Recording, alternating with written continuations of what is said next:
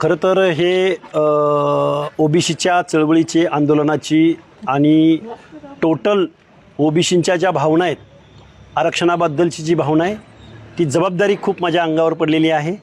आजपर्यंत मी स्वतःहून त्यांच्यापर्यंत जात होतो, पण ओबीसी बांधवांनी आता एवढी महागडी गाडी मला दिली।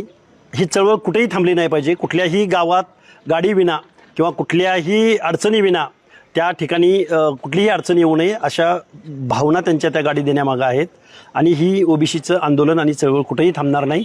आणि ही खरं तर माझ्यावरची खूप मोठी जबाबदारी आहे आणि या जबाबदारीमधून जबाबदारी मी रात्रंदिवस मेहनत घेऊन ही जबाबदारी मी पूर्णपणे पार पाडेन। हे बघा, रात्रंदिवस माझा प्रवास आहे। गेल्या अनेक दिवसापासून मी प्रवास करतोय।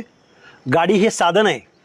आमचं साध्य काय आहे तर ओबीसीचे हक्क अधिकार टिकले पाहिजेत। माझ्या गावगाड्यातल्या माणसांच्या मनात मला विश्वास निर्माण करायचा असेल, आशादायक चित्र निर्माण करायचं असेल, त्यांच्यापर्यंत त्यांच्या आंदोलनाला त्यांच्या सुखदुःखाच्या प्रसंगी मला वेळेत पोचायचं असेल तर मला एका चांगल्या गाडीची आवश्यकता आहे, असं माझ्या सगळ्या मित्रमंडळींनी आमच्या ओबीसी नेत्यांनी ठरवलं।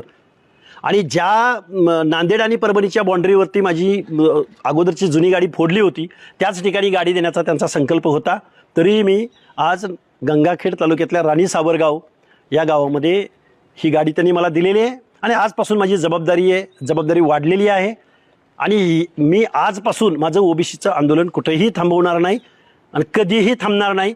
एकदम स्पीडनं हे आंदोलन, कारण महाराष्ट्र कव्हर करायचं आहे, महाराष्ट्रातला ओबीसी एकत्र आणायचा आहे, 18 पगड जातीच्या लोकांना समजावून सांगायचं आहे, हर एक जातीच्या मेळाव्याला त्यांच्या ऊर्जास्थळी त्यांच्या पवित्र स्थळी जायचं आहे, हा महाराष्ट्र कव्हर करायचा आहे। म्हणून ही गाडी बसून एसीमध्ये बसून फिरण्यासाठी नाही तर महाराष्ट्रातल्या 18 पगड जाती एकत्र करण्यासाठी ही गाडी मला दिलेली आहे, याची मला जाणीव आहे।